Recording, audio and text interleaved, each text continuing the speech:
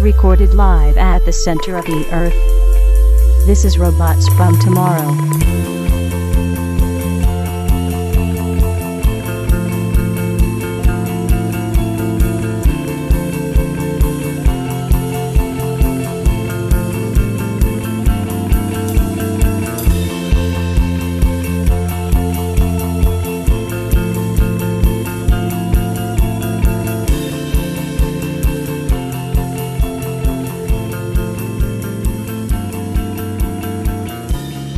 Hello and welcome to Robots from Tomorrow. My name is Greg, glad to have you with us. If you're joining us for the first time and dig what we do here on the show today, you can follow us in a number of ways. RobotsFromTomorrow.com is our website and the only place you can find all 803 of our prior episodes, categorized and absolutely free. We have a YouTube channel with videos of our current episodes and a growing number of episodes from our back catalog. And if you want to experience the show in its natural habitat, the only place to do that is, of course, MultiversityComics.com. MultiversityComics.com is still one of the best ways to stay informed about the wide world of comics. The site is updated multiple times throughout the day with all manner of news, reviews, interviews, other podcasts like DC 3Cast, Made by Multiversity, and much more. There's a pretty good chance every time you go to MultiversityComics.com, you'll find something new. And speaking of new, today is the second of our three-part series on the greatest Superman stories of the Bronze Age, with my guest, the DC 3Cast's own Vince Ostrowski. Our super chat closes off the 1970s and swoops into the 80s with a look at the Man of Steel's first two team-ups with his distinguished wall-crawling competition, aka The Amazing Spider-Man. We also talk about DC's first ever miniseries in the world of Krypton, one of its most bizarre in the Phantom Zone, and how the two play off each other in a surprising way. Plus, there are a selection of DC Comics Presents issues that gives Superman a chance to team up with characters from his own universe, and much more. Most of these comics are available on DC Universe Infinite for you to follow along, but I've included more detailed information about their availability in the show notes for this episode. So settle in for the return of Vince Ostrowski as we continue our look at the best Superman stories of the Bronze Age.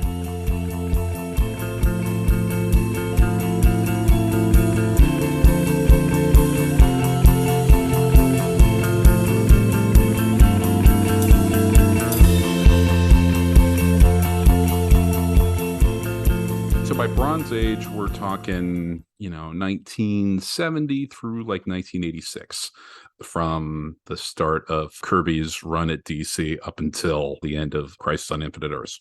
So this second volume, Superman and Spider-Man, Spider-Man and Superman, DC Comics presents 1 through 4, World of Krypton 1 through 3, DC Comics presents 26 through 29, and then issue 36. DC Comics presents Annual Number 1, Phantom Zone 1 through 4, Krypton Chronicles 1 through 3, the Superman Special Number 1, and Superman Annual Number 9. So, Vince, how did those comics stack up for you? Oh, I mean, I really enjoyed most of them. You're starting to get into a little bit less of the sort of one-off storytelling. There's these story threads that are running through issues, and it's not necessarily in the DC Comics Presents stuff. There is the Mongol story that is very much an arc. And so I'm talking about that, but I'm also talking about there's just little character beats that kind of run through or are picked up elsewhere, especially around the Daily Planet stuff. I feel like there's more of a continuity with that stuff than there had been before. Certainly everybody has their own character archetypes and relationship, and that stuff all was pretty consistent in the ages that came before. Mm-hmm. But this is really where that stuff starts to advance and change across issues of comics that aren't necessarily directly tied to one another. Mm-hmm. So you start to see a more rich, I mean, this is really where, and now I didn't know it because I haven't read much from this era. I've read plenty of Silver Age. I've read plenty of post-Crisis. Mm-hmm. This era, for whatever reason, has mostly eluded me, but I didn't realize that so much of that DC richness that I love, as far as the tapestry goes, is happening at this point. Whatever Jimmy Olsen's up to, and I'm sure Kirby coming to DC has something to do with that as well. because I know he took Jimmy Olsen and ran with them, and I'm sure that that's reflected in other books and at least subconsciously, you Mhm. know. But I love those little beats that kind of move through the issues or move forward, even if they're not part of the main plot itself. And I Mhm. don't think before reading them for this show, I don't think I had read any of these except for the first Superman Spider-Man crossover, which I'm sure I've read before. But other than that, these were all new to me, and so Hmm. I was pleasantly surprised at how much I liked them and how fresh they seemed to me, having not seen them before. Hmm. Of the 3 books, this is probably the one that I have the least. I almost want to say attachment, but I don't know if that's necessarily the word. I have the least either emotional attachment to it, which would be like the 3rd book, or the least amount of generated interest. In the first Sure. one, it's like, hey, it's got a ton of Kirby. We got Neil Adams, and some like Denny O'Neil status quo altering Superman stuff. Like that book has a lot going for it. This one doesn't really have as big of a sort of a tent pole event in it. So when I was putting these issues together, I was kind of looking at like greatest hits lists and sort of saying like, okay, because we also we're going in sort of roughly chronological order.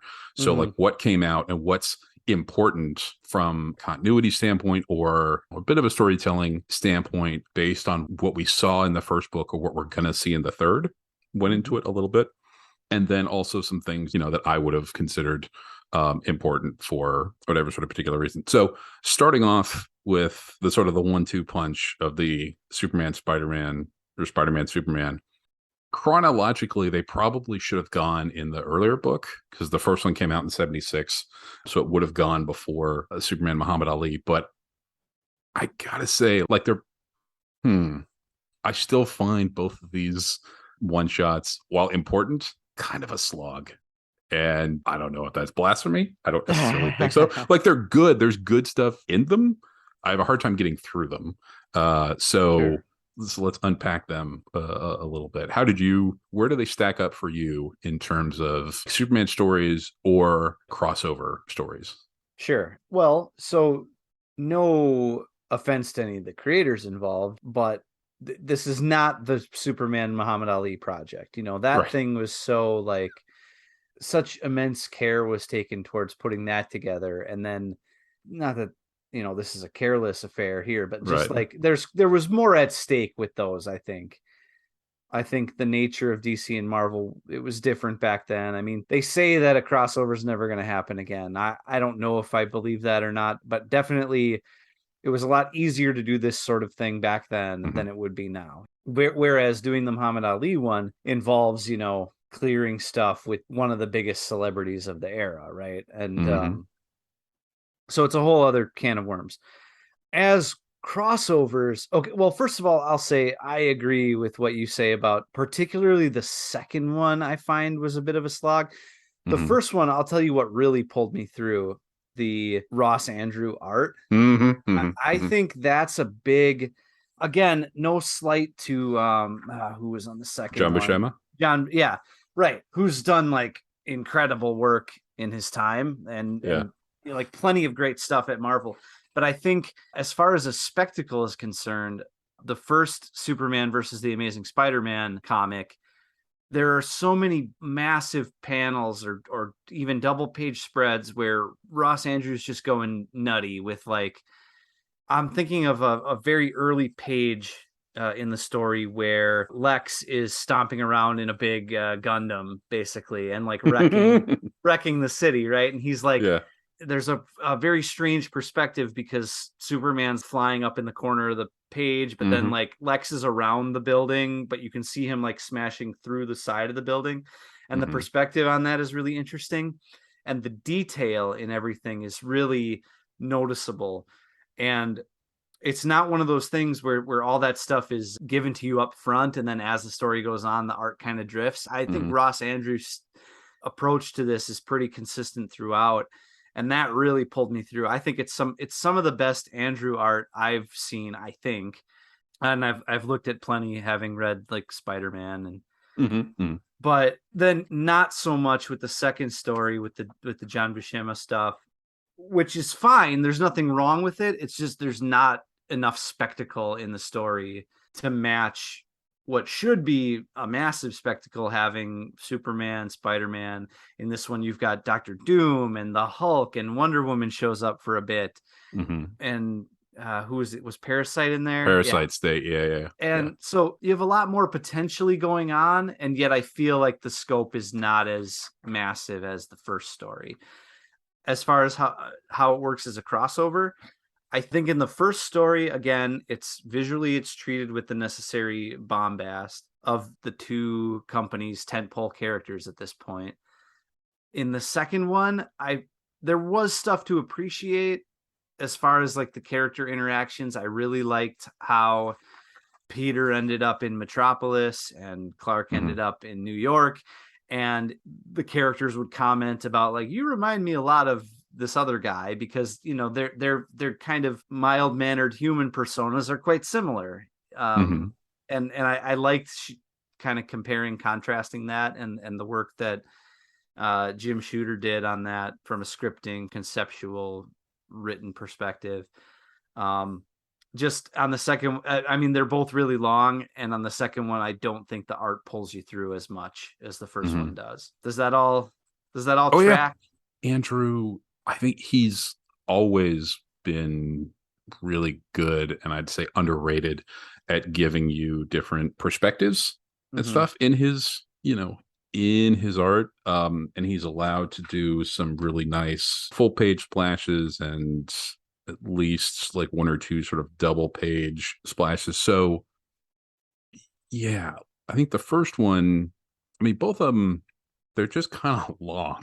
They're long. They are long. Like, yeah. That, I mean, the first one is like 96 pages, which you would think would be great, and it is, because you really get to sort of, you almost get a mini Superman story, a mini Spider-Man story. Then like the team up story kind of doesn't even start until 20, 30 some odd page. Yeah, chapter 1 of this doesn't start until page 37. Is that right? 37 or 31? Yep, that's 37. So it's nice in a way to have sort of like a leisurely pace to these sort of things, to be able to sit in each other's worlds for a little bit. And having been written by Jerry Conway and drawn by Ross Andrew, even by this point, Andrew had drawn both, right? One of the interesting things about the second one is that you get John Buscema, who was maybe a step behind Kirby for being like Mr. Marvel, right? So to see Superman drawn by John Buscema was a real treat. Sure. With Andrew having done stints on both characters, it really did feel like they were in the same world, because you were seeing them kind of in ways that you had seen them in their own separate worlds. Yeah, that's a really good point. I think that's something I unconsciously felt. Definitely. So I read both of these from reprints that came out in 95 when the Marvel and DC miniseries was done. They republished all of the crossovers that they'd done up to that point in these regular comic size reprints, because these were originally treasury size books. I don't know why this is, but the reprint for the first Superman Spider-Man looks like a regular size comic. The reprint for the second feels like it was a treasury book shrunken down. So the lettering and everything feels like it was lettered for a larger size and it shrunk. So that might be one of the reasons I have trouble getting through it, because there's a lot. Jim Shooter was getting paid by the word, I guess, for his scripting, because there's a lot of it on there. But I mean, like, it's Marvel, so I'm like, okay, that makes sense. But it's freaking small, and I know that sounds weird as something to point out, but like, you have to work harder for that one. That being said, if you've got if you've got the stamina for it, or if you could just like take breaks, like it's fine. I didn't feel like I could leave out at least the first one from any sort of collection of this era if I didn't have the excuse of like, well, for rights reasons, we couldn't really do it. Right. And then I'm like, well, if you're gonna do the first one, you don't want to like diss the second one, so put it in there. So if you're playing along at home, if you're putting one of these books together, if you want my recommendation of which one to put in, go with the first one. But that's just me. All right, so 150 some odd pages into the book, we finally get to the first, I guess I've written down the first 4 issues of, I would say Dark Horse Comics Presents, DC Comics Presents, The reason I picked these in particular was they were drawn by Jose Luis Garcia Lopez. Mm-hmm. I mean, they're wonderful DC stories of that era that happened to be drawn by Jose Luis Garcia Lopez. So, they're gorgeous. If I had to pick one, I would have picked number 3, which was the Adam Strange issue. Yeah. But I thought they were just great. What was your take on them? Yeah, a lot of fun. Garcia Lopez is one of my favorite artists ever, period. I mean, when I think of the DC characters, I think of a few different template artists for them. Mm-hmm. Darwin Cook, because I think of the New Front, like if I'm ever picturing them in my mind's eye, Mm-hmm. Mm-hmm. I'm either picturing that or I'm picturing the Bruce Timm stuff, Mm-hmm. or I'm picturing JLGL, Mm-hmm. like those are basically the big 3 of like, if in my mind's eye, when I'm thinking about what DC characters look like, this is what they look like. And I mean, his Superman is outrageous, like just like big and brawny, but not like goofy looking, but and like handsome as hell, right? And then and I think of like, there were some Superman artists, maybe even in the early Bronze Age, but definitely shortly before, definitely in the Silver Age, that kind of drew him still like barrel shaped, just very big, like your sort of Wayne Boring type of barrel chested. Precisely. Which I don't hate, but like, I'm not saying that's ugly or anything, but it's not like, this is the body shape that I picture when I picture what Superman is. It's just Garcia Lopez does it like nobody else. So I definitely enjoyed these early DC Comics Presents, if for no other reason than those. But there were some fun story things along the way too that I want to talk about. But you go ahead, whatever you were going to say, and then we'll get back to. Yeah, so just there's a reason Garcia Lopez got tapped to do the DC not marketing. What is the name of that thing? The style guide, the merchandising, the licensing, yeah. whatever. Basically, we need somebody to give you the definitive look on DC of 1978, 1979, which is about when these issues came out. And you're like, yeah, it is going to be Garcia Lopez. I mean, Kurt Swan is the Superman artist of a particular generation, and that covers the era that we're talking about. That is absolutely no question. Having said that, JLGL, it's so good. And his stuff, and you can see him, these first 2 issues are inked by Dan Adkins, who's a really good inker for him. But in the 3rd issue and the 4th issue, he starts inking himself. So you really start to see him flex his muscles, and his characters look precise in every angle. Is like almost in some ways the best angle for them to be at. Everything is just so, oh my God, it's so good. Like his men look awesome, his women look stunning, his machinery looks fantastic, his figures, his musculature, he draws, like, I keep saying this, he draws some of the best hands in comics. Like his hands are always like doing things, right? It's just so much is on display. The angles that he chooses, the clothing, the designing, it's all, chef's kiss. Oh God, it's so good. Okay. All right. Now, what were you going to say about the issues themselves? Okay. So I just have a couple funny things that occurred to me as I was reading these. And so in the first one, the first 2 issues, DC Comics Presents number 1 and 2, written by Martin Pasco. It's a Flash crossover that goes places. So it ends up involving the very cosmic curtain that divides this circular dawn of time with the current, or with the future. The time is depicted as this like circular thing and a barrier that they can pass through to literally travel back to the beginning of time. And it gets very convoluted, and it involves Reverse Flash in a very fun and stunning looking, again, like Garcia Lopez does a great Flash, does a great Reverse Flash, the Legion of Superheroes even gets involved to a small degree in the 2nd issue, which is it's fun. But the big thing that I could not get over is that the story has to do with this predecessor alien race that apparently, as they were exiting Earth like millennia ago, they dumped their waste as they were leaving, and they're depicted like little sperm, right? Like, Nice. and they're leaving the seed of life on the planet as they're leaving. Yeah. And we are told that is how Earth became populated, which I think is an insane thing to like. Now, obviously, DC is probably not going to do like the traditional Christian creationist story, right? Mm-hmm. Maybe for whatever reason, if it was, they didn't want to get detailed enough, or they didn't want to, it was a different time. They don't want to do like in prehistoric evolutionary history necessarily. I think the weirdest origin that is probably never discussed again for the people of planet Earth is that we were created because we were left literally the human waste of an alien race as their spaceship was leaving the planet.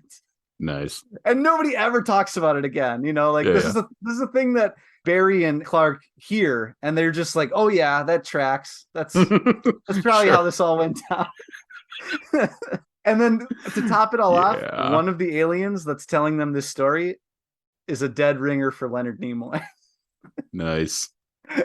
I don't know if you remember the alien I'm talking about, but he's got like pink skin or something, and he's got like pointy ear. I mean, his his face is Leonard Nimoy, Yeah. Which is a really neat. Obviously, Garcia Lopez. I don't know whether that was in his head while he was doing that, but like, it's very much that like. You look at this guy and you think like, okay, he is a regal alien race, like Spock, like something out of Star Trek.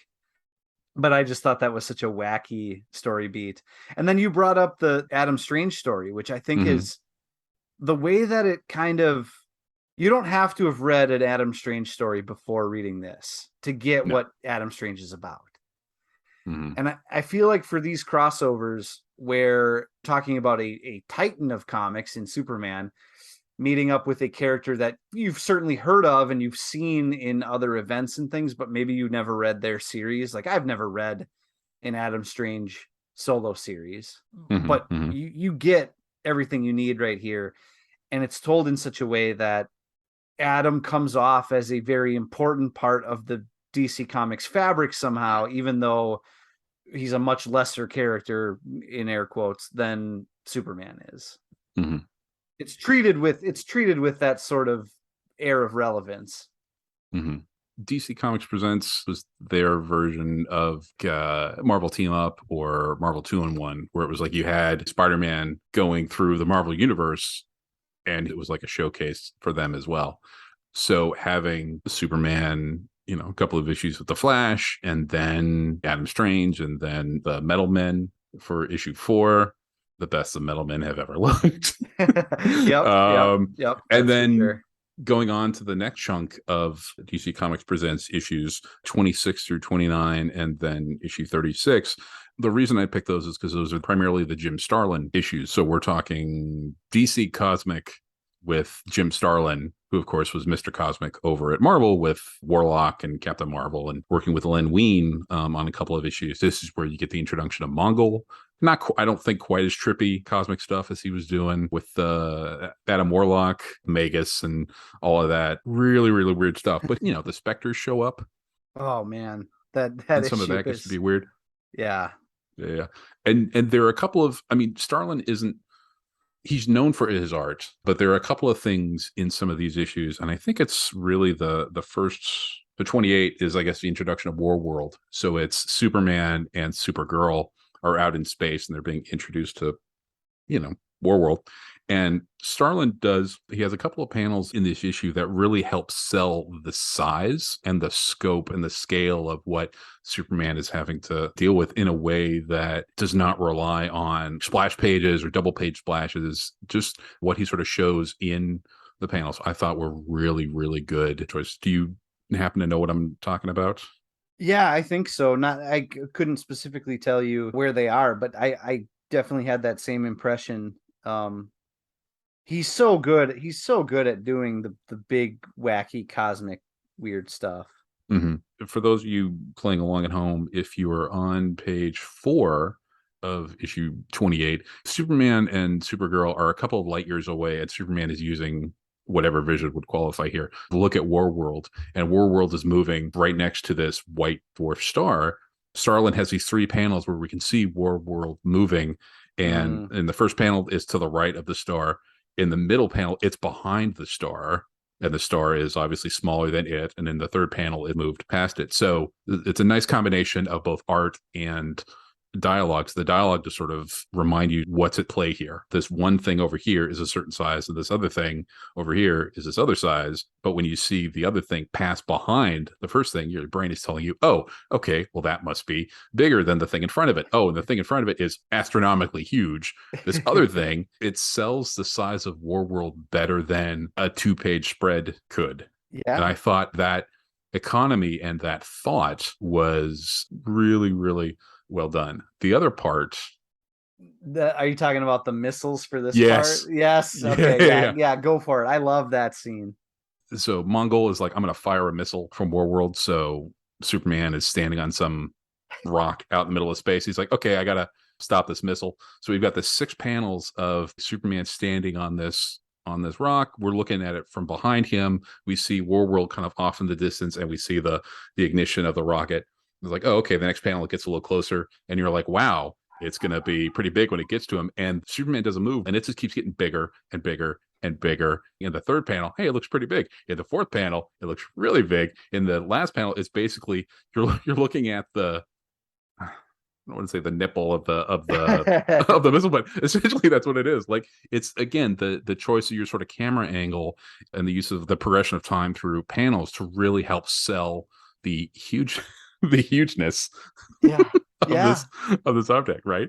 Yeah, absolutely. And it almost also serves to, it's almost comedic in a way, because when that sequence begins, Superman's got his hands on his hips, kind of in that classic like Superman pose, cape fluttering in the breeze, strong and powerful. And then as it gets closer and closer, his shoulders kind of slump, and he puts his arms out to the side and opens his fists like, oh, wait a minute, this could actually kill me. And it's really, really well done.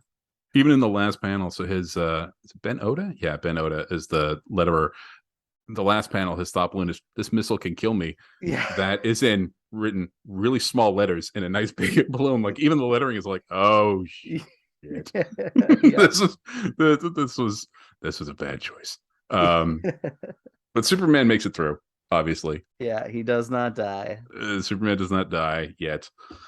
But that issue was good. The Spectre, Starlin, and Len Wein give Superman some cosmic stuff to think about in the way that only the Spectre can. And then the last issue ties up the Mongol thing for a little while when he tries to take over the planet of the Starman at that time. Prince Gavin. Yeah, Gavin. Yeah. Sorry, Brian. I'm sure he's like, ah! DC Comics Presents Annual Number 1 is a nice story featuring Superman of Earth 1 and Earth 2 teaming up against the Lex Luthor of Earth 1 and Earth 2 and some people from Earth 3. Yeah. What did this do for you? Oh, this is my catnip right here. Especially being somebody who's read Crisis now probably 4 or 5 times, seeing kind of its mini origins. There's a few times in the Bronze Age where things will be hinted at as they're trying to piece together how this works. And I even read like an essay from Marv Wolfman about how, well, we had to figure out how some stuff from Superman's past, some appearances that he had alongside JSA characters, don't really make sense in the context of the current continuity. So we had to figure out how that worked and why. So as they're doing that, you're seeing these little backup stories in the DC Comics Presents about old JSA characters and what they've been up to, or what, I think they're called like Whatever Happened to. Yes. Yep. Yeah. Which if you were making a Superman collection, you wouldn't necessarily include those. Mm-hmm. But I got a whiff of them as I went because they were a part of so many of these issues. Mm-hmm. And it's interesting to see that stuff and to see Wolfman have to, for continuity's sake, grapple with how any of this makes sense with the current direction for Superman. And then for it to produce this annual, which almost works the same way as like the opening of Crisis kind of does, showing you Earth 3. And yeah, it fascinates me, first of all. But I also think, like, I know things get out of hand sometimes when you talk about crisis level events and when you talk about all these different Earths in the multiverse, whatever. It's easy to take that stuff too far, but it's a hallmark of DC Comics. It's a well that you can go back to time and time again and mine stuff from. And to see the origins of them doing that, the first explorations into these different worlds, and like, hey, what does it mean if this Superman is not as powerful as the Superman we know? The classic Golden Age one doesn't have all these powers that the current Bronze Age one does. And, what if we tweaked Luthor just a little bit to fit that Superman a little bit better? And that's endlessly fascinating to me. And if anything, like, I do think you can rely on the multiverse too much in storytelling. I mean, we're about to see it. We're about to see it across all superhero multimedia, right? But what I would say is I wish they would go there more often, but from different, we always get the Earth 2, Earth 3. Maybe you get over at DC, you tend to get the Marvel facsimile ones. But there's so many out there that don't get explored. There's so many out there that they don't try to make these concerted intellectual efforts to explore and compare to current continuity the way that this does. And I think that's so this issue was fascinating for me to read. I love the Earth 3 Luthor hero design. I love that it's kind of like an inverted. It uses all the same colors as the Superman costume, but they're in different sort of percentages. So there's a lot more yellow, and it's so striking. It doesn't look like Superman, but it uses at least a somewhat similar color scheme that evokes, okay, this is supposed to essentially be the Superman of Earth 3, even though there's Ultraman, Right. I love that those colors are used. Yeah. Moving on, I want to clear out another couple before we talk about the Phantom Zone stuff. So the Superman special is, I believe, essentially a 64-page Gil Kane story. I happen to really enjoy Kane's work. In retrospect, if you wanted to not include this, it's fine. What's the word? Cromulent? It's perfectly cromulent. Crumpulent. Well, for the crumpulent. DC3 cast, it's crumplent. Crumplent. In honor of Danish actor Casper Crump. Right. Damn, that's close. Okay. Danish? That might not be right, but close enough. Close enough. Somewhere out there. But I just realized Kane also shows up in the next volume in probably better stories. So yes. This one's, again, perfectly fine. Yeah. Can I mention one thing about it? Oh, sure. Sure, go ahead. The one thing that's interesting to me about it is that the opening sort of conceit of the story is that a once trusted political advisor leads a group of dissidents on a coup of Washington, D.C., basically. Yeah. Which was a little too close to home for this reader. Yeah, I forgot about that. Yeah, 1983 when this came out. Yeah. Okay. Good point. Okay. We also have Superman Annual 9, 2 stories in it. One written by Elliot Magan, who of course he's written a lot of Superman stories. This one gets included because it is drawn by Alex Toth, inked by Terry Austin. So you get 12, 20, how many pages? 20, almost 30 pages of Alex Toth basically doing a world's finest thing. This is fucking gorgeous. Oh, it's so good. So awesome. So good. His facial work, his Luthor is so scummy and schemy, and man, I love Alex Toth. Yeah, I mean, his acting, his page design, I mean, it looks busy, and yet you never have a problem following anything. There's so much going on. Terry Austin does a really, really good job on the inks. Of course, you have Gaspar Saladino on the letters, which means basically every lettering that's not a sound effect, because Toth puts in his own sound effects and, of course, incorporates them into the art in a way that you really can't do unless you're actually the artist, but having him and Gaspar at the same time, it's so good. So that's 30 pages of Toth. That in and of itself should be enough for you to pick this up. But there is also a 10-page story plotted by Carrie Bates, written by Elliot Maggin, but conceived and drawn, penciled, and inked, which is unusual, by Mr. Superman himself, Kurt Swan. This was just, the word I put down in my notes for this was sweet. It's just a sweet story about the time that Kurt Swan met Superman. And, it's so nice. Heartwarming, also gorgeous. Kurt Swan takes a quick trip to Metropolis and meets up with Superman, and it's just so good. Superman Annual 9, show up for the Toth, stay for the Kurt Swan. I had also had Krypton Chronicles 1 through 3 in a bid to kind of have a little more of like Krypton history in this book. Feel free to put those in. It came out in like 81, so it's around this time period. But right before we were recording, I realized I was probably thinking of World of Krypton, maybe like a replacement for it, because World of Krypton leads very well into the Phantom Zone 4-issue mini, which written by Steve Gerber, drawn by Gene Colan. Yeah. Oh, my brain was like Jerry Conway, and I was like, nope. It's like same initials, but that's not it. God forbid I actually write that down anywhere, because I was like, I'll remember. Yeah. What the fuck? Yeah. Oh God, I really loved it. It goes places you don't expect it to. When it starts, it very much, well, at least with the Krypton stuff in the beginning, where it shows Jor-El basically pitching the Phantom Zone projector to his fellow science lords, whatever they're called, about how they're going to deal with crime on Krypton. Like, all of that is very much expected. And I go, okay, I know where this is going. It's explaining the origin of the Phantom Zone. And I figured, like, okay, you will see how Kryptonian criminals get, all of that happens in the first issue.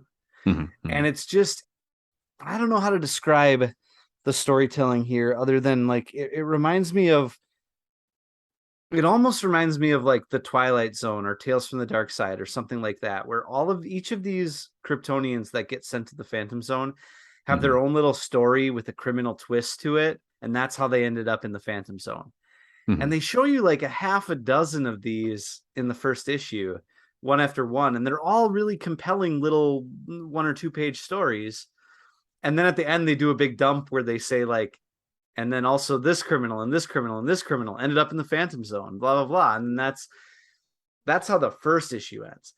Then the second issue, all of a sudden, you're involving the Justice League. Earth is under fire on like a massive scale. Like, it came off as much more of an event comic kind of than I expected it to. All of a sudden you got Green Lantern involved. These Kryptonian criminals are loose, and they've hijacked the Green Lantern battery and they're using it to their own ends. And it's, man, the scale of it is much more than you expect going in, I think.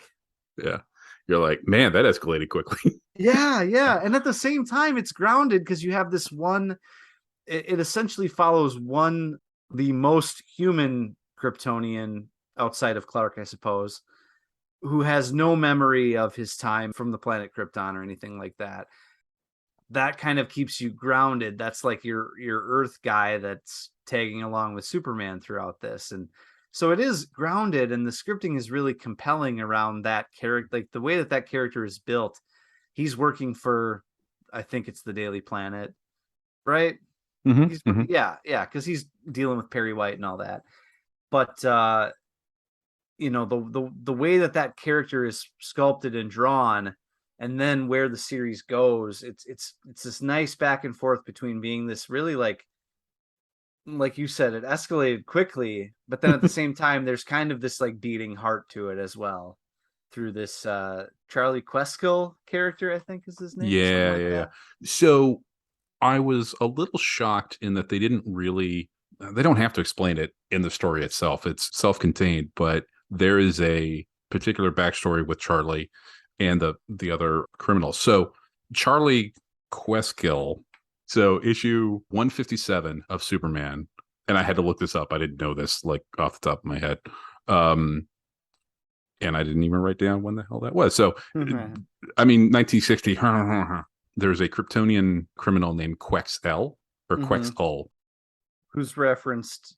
Yeah. His Phantom Zone sentence is up. So Superman has to let him out, and he's a criminal. And he's like, well, now I'm freaking super powered. So I'm going to go, I think, do like super powered crime stuff. Oh, no. He gets out. Superman somehow figures out that he was actually brainwashed as a Kryptonian. So he did the stuff that he was put into the Phantom Zone for, but he was being mind controlled by somebody else, Of course. So, so he gets, somehow Superman uses the gold kryptonite on him, and it takes away his powers, but it also screwed with his head. So he couldn't remember being a Kryptonian. So then Superman is like, well, I will get him a job at the Daily Planet as Charlie Kreskill paste up production artist and stuff. So that was from a Superman issue decades earlier.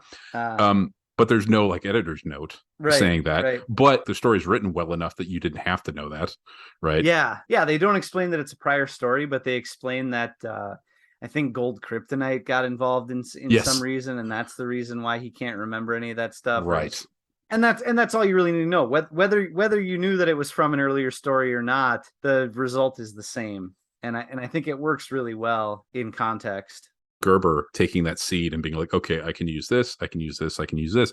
Yeah. The other thing about World of Krypton, which I guess is the first miniseries in mainstream comics, what had happened was it was telling tidbits about Krypton's past, and it was going to run in Showcase around the time that the 78 Superman movie was going to come out, but that got pushed back from like summer until December, and by that time Showcase was canceled.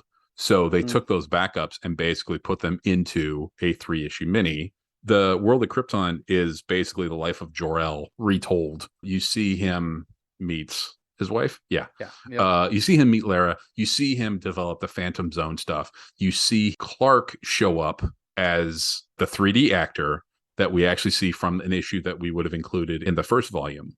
So it makes a little bit of continuity between like the first volume and the second. But in that, I think the second issue of it, or definitely the third, you see all of these Phantom Zone criminals put away. Like Jax he's the one that sent up the missile against that comment, and the guidance system got screwed up, so it blew up a colony of 500 people, right? Like you see that from the Jor-El point of view. Almost a more of a matter-of-fact telling of these events you see earlier in World of Krypton.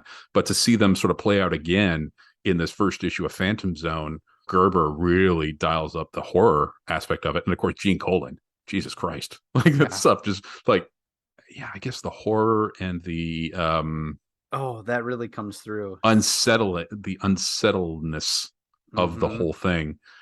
You said the issues go back and forth between like some Phantom Zone stuff, but then also like the Justice League and Batman and, Supergirl, like going the back and the forth. Do you feel like there was a trade-off between one or the other, or? Oh, I don't think the art skips a beat. I think, okay. I think it has something to do with the way the narration kind of ties it all together, because the voice and the narration is very similar in those bits, so that all of this stuff that the Justice League is dealing with feels just as unsettling or Twilight Zone-y. I keep coming back to the Twilight Zone because I think that narration really evokes like the introduction of an episode of the Twilight Zone or something. There's a lot about like, what Charlie Kreskill can't remember anything, like it's that sort of thing. And a lot of that same narration is a through line, whether we're dealing with the Justice League or the Phantom Zone criminals, or whether we're back with Charlie and Clark. And I think that ties it all together really well. And I think Colan handles the superheroic stuff just as good as the other stuff. I think it's unique. It's less unique than seeing like Charlie stumbling around with this head wound and this thing wrapped around his head and like struggling to remember. All of that stuff evokes very much like it's something you would read in like a House of Mystery or something like that. This character like fumbling around in the dark, that stuff is more unique to see in a Superman comic. But I think the art comports itself well, no matter what you're talking about. This one really surprised me because I thought it was going to be one thing, and then the scale is something entirely different, and Yeah. kind of in a visual style that's not.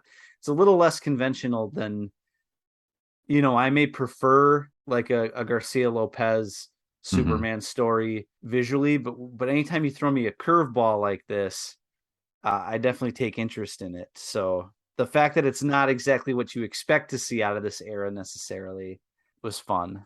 Yeah. Yeah. It's a wonderful pairing. And it's just one of the weirder, like unsettling and just like heartfelt in a way. Like very quickly, you sort of glom onto Charlie as a character and what he's going through. And then, some not necessarily spoiler this issue too, but Charlie and Clark have to like get out of the Phantom Zone. You're like, well, fuck, how do we do that? Because immediately, as soon as the Phantom Zone criminals are out, they're like, all right, we're breaking this projector. We're going to the Fortress of Solitude. We're breaking everything there because they've seen it all, right? They've seen it from the other end. So they know what the ways somebody could rescue Superman. And they're just like, nope, getting rid of that. So Superman and Charlie have to figure out a different way to get out. And through that, Gerber does a really good job of making the Phantom Zone something other than just limbo. Yeah. And this isn't the last time Gerber gets to play with this before the end of the pre-crisis stuff, although he won't have Gene Colan with him, which is a bit of a bummer. He does have Rick Veitch, though, so it's still fucking unsettling in a bit of a different way. But yeah, so volume 3, early-ish 80s, like 82, 83, right on to 86. So there's going to be some crisis stuff in there. Obviously, Alan Moore shows up. And there's some interesting Bronze Age, touching on some of the stuff you were talking about earlier here, like a lot of the continuity, like what the continuity was right up until they were like, we need a reset. I feel that particular snapshot of DC continuity and Superman continuity is interesting, and there's a lot of stuff going on there to unpack. But for volume 2, do you have any last thoughts? Just that I think, you mentioned at the start of this that these are kind of less essential Superman stories. I don't think I ever see many, if any, of these listed among like the classic Superman stories you gotta read. But what I will say is almost all of these picks are stellar. I think from that standpoint, they absolutely are essential. I think sometimes that gets overlooked. Just getting the Garcia Lopez the first 4 issues of the DC Presents stuff, just pouring over those visuals alone is worth the price of admission, And then I do think the Mongol stuff is underrated as well. I think having visited that stuff for the first time for this and contrasting it with the current Mongol war world stuff that's going on at DC. I mean, you're talking about 2 wildly different eras of storytelling, but I can say I vastly prefer what's going on in this Bronze Age stuff to what's going on currently in the DC Comics landscape. And I think it's just because the voice of Mongol is so distinct and so developed here. I think he's one of the more fun kind of cackling villains that you get in the Superman canon, and I think is really underrated. So yeah, I like what you put together here. It's interesting that a collection that includes 2 Spider-Man and Superman crossovers would have those as probably some of the least essential within, in my mind, for my tastes, Yeah. But those are still good too. They have their high points, Oh yeah. I didn't need 150 pages. Right. Yeah. Of it. But hey, spectacle, right? Like that's the part of the thing. Before we finish, one of the Jim Starlin issues where Jim Starlin has Death show up because of course he would, right? Yeah. Yeah. Like it's Jim Starlin having a super character meets Death. Was it a woman? Actually, I need to let me flip through here. Was it female Death? I don't know. I'm picturing just a skull and a cloak. I don't know. That looks kind of like late. Well, I don't go have either it. way. I'll take your word for it. I don't have it in front of me. Yeah. Well, close enough. Gender fluid Death. Anyway, there you go. The best kind. Yeah. And then for one of the earlier DC Comics Presents, I want to say issue 2, because we're dealing with time travel, there was in fact part of one panel where one of the characters was on like their time sled or whatever, and it's mostly obscured, but they were sledding on a road of years, like the numerical sort of thing, which I know you're a fan of. I love that. I wish there's times in the current DC universe where characters travel back in time or whatever, but they don't use the numbers anymore, and it kind of drives me nuts, actually. But, it was right here. Oh no, it's issue 2, page 8. Yes, there's a whole bunch of numbers curved. Oh, Garcia Lopez. Oh, so good. Okay.